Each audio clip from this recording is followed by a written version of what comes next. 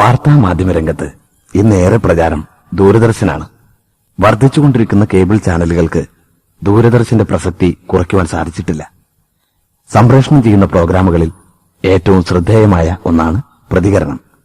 മറ്റെല്ലാ പരിപാടികളുടെയും ഇഷ്ടാനിഷ്ടങ്ങൾ കോർത്തിണക്കിയ ഈ പ്രോഗ്രാം നർമ്മത്തിന്റെ അകമ്പടിയോടെ ഇവിടെ അവതരിപ്പിക്കപ്പെടുകയാണ്. നമസ്കാരം. നമസ്കാരം. മാന്യ പ്രേക്ഷകർക്ക് പ്രതികരണ പരിപാടിയിലേക്ക് സ്വാഗതം. കത്തുകൾ വായിക്കും. ഇന്നത്തെ പ്രതികരണം പരിപാടിയിലേക്ക് ഒട്ടേറെ കത്തുകൾ ലഭിച്ചിട്ടുണ്ട്. കൂടുതൽ കത്തുകളും വന്നിരിക്കുന്നത് സീരിയലുകളെ കുറിച്ചുള്ള കത്തുകളാണ്. വായിക്കൂ. കോട്ടയത്ത് നിന്നും അനു, കിനു, കുനു, സാറ, പീറ, കൂറ എന്നിവർ ചേർന്ന് എഴുതിയിരിക്കുന്നു.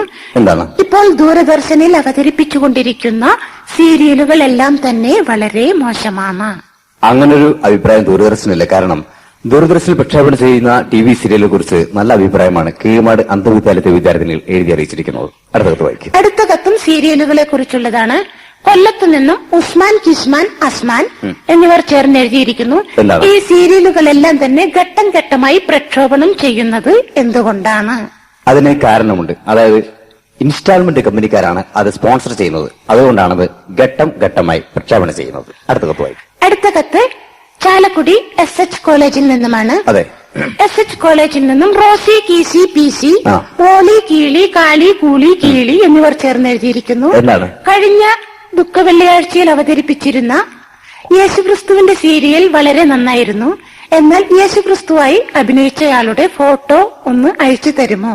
ക്ഷമിക്കണം, അത് യേശുക്രിസ്തുവിന്റെ ഫോട്ടോ ആയിരുന്നില്ല, ചലച്ചിത്ര താരം ബാബു ആന്റണിയുടെ ഫോട്ടോ ആയിരുന്നു. അടുത്ത കത്ത് വായിക്കും. അടുത്ത കത്ത് വൈക്കത്ത് നിന്നുമാണ്. വൈക്കത്ത് നിന്നും വെല്ലിപ്പൻ, ചിറ്റച്ചൻ, ചിറ്റച്ചന്റെ അച്ഛൻ, പേരച്ചൻ, അച്ഛൻ, കൊച്ചച്ഛൻ, ചേട്ടൻ, ചേട്ടത്തി, ചേട്ടത്തിയുടെ സ്പെഷ്യൽ ചേട്ടൻ എന്നിവർ ചേർന്ന് എഴുതിയിരിക്കുന്നു. എന്താണ്? ഇപ്പോൾ അവതരിപ്പിച്ചുകൊണ്ടിരിക്കുന്ന സ്മൃതിലയം പരിപാടി തികച്ചും ആവർത്തന വിരസത ഉളവാക്കുന്നു. ഈ അഭിപ്രായത്തിനോട് ഞങ്ങൾക്ക് യോജിക്കുന്നില്ല. കാരണം സ്ഥിരമായി കാണുന്നവർക്കാണ് ആവർത്തന വിരസതയായിട്ട് തോന്നാറുള്ളത്. വർഷത്തിൽ ഒരു പ്രാവശ്യം കാണുന്നവർ ഇതിനെക്കുറിച്ച് നല്ല അഭിപ്രായമാണ് പറഞ്ഞിരിക്കുന്നത്. അടുത്ത കത്ത് വായിക്കും. അടുത്ത കത്ത് പെരുമ്പാവൂരിൽ നിന്നും 48 കളരിക്കാശാന്മാരും ശിഷ്യഗണങ്ങളും എഴുതി ചോദിച്ചിരിക്കുന്നു. ഡൽഹിയിൽ നിന്നും പാർലമെന്റ് സമ്മേളനങ്ങൾ നേരിട്ട് സംപ്രേഷണം ചെയ്യുന്നുണ്ടല്ലോ, അതുപോലെ എന്തുകൊണ്ടാണ് നിയമസഭാ സമ്മേളനങ്ങൾ നേരിട്ട് സംപ്രേഷണം ചെയ്യാത്തത്? അത് മനഃപൂർവ്വമാണ്. അതായത് എല്ലാ ചൊവ്വാഴ്ച തോറും ഞങ്ങൾ കീചകവധം പ്രക്ഷേപണം ചെയ്യുന്നുണ്ട്. അപ്പോൾ പിന്നെ നിയമസഭാ സമ്മേളനം പ്രക്ഷേപണം ചെയ്യേണ്ട ആവശ്യമൊന്നുമില്ലല്ലോ. അടുത്ത കത്ത് വായിക്കും. അടുത്ത കത്ത് ചാലക്കുടിയിൽ നിന്നും ബിന്നി, കിന്നി, കുഞ്ഞി, സാജു, കീജു, കൂജു എന്നിവർ ചേർന്ന് എഴുതിയിരിക്കുന്നു. കഴിഞ്ഞ ആഴ്ചയിലെ പൂമുട്ടുകൾ പരിപാടി വളരെ മോശമായിരുന്നു. അങ്ങനെ മോശമാകാൻ വഴിയില്ല. കുട്ടികൾ നന്നായി നൃത്തം ചെയ്തു എന്നാണ് ദൂരദർശന്റെ അഭിപ്രായം. ഈ പരിപാടി വളരെ മോശമാണെന്ന് കാണിച്ചുകൊണ്ട് ഒട്ടേറെ കത്തുകൾ വേറെയും ലഭിച്ചിട്ടുണ്ട്. ആ കത്തിന് വായിക്കേണ്ടെന്ന് ഞാൻ പറഞ്ഞു. അതിനെക്കുറിച്ച് ദൂരദർശന് യോജിപ്പില്ല. അല്ല, ഈ പരിപാടി വളരെ മോശമാണെന്നാണ് ഒരു പ്രേക്ഷക എന്നുള്ള നിലയ്ക്ക് എന്റെയും അഭിപ്രായം. എന്താ അഭിപ്രായം? അല്ല, പരിപാടി വളരെ മോശമായിരുന്നു. നീ അഭിപ്രായം പറയാ? നീ ആരാ? അല്ല, ഈ പരിപാടി വളരെ മോശമായിരുന്നു എന്നുള്ള കാര്യത്തിൽ തർക്കമില്ല.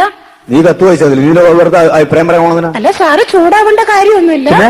ഈ കുട്ടികളെ കുറ്റം പറഞ്ഞിട്ട് കാര്യമില്ല. കുട്ടികളെ ഇത്തരത്തിൽ അണിയിച്ചെടുക്കുന്ന അവരുടെ മാതാപിതാക്കളെ വേണം നാം കുറ്റപ്പെടുത്തുവാനായിട്ട്. അത് ശരി, എന്റെ പിള്ളേരെ പറ്റി പറഞ്ഞു, എന്നെ പറ്റി പറഞ്ഞു, അടിച്ചതിന് സ്റ്റൈപ്പ് പറ്റി.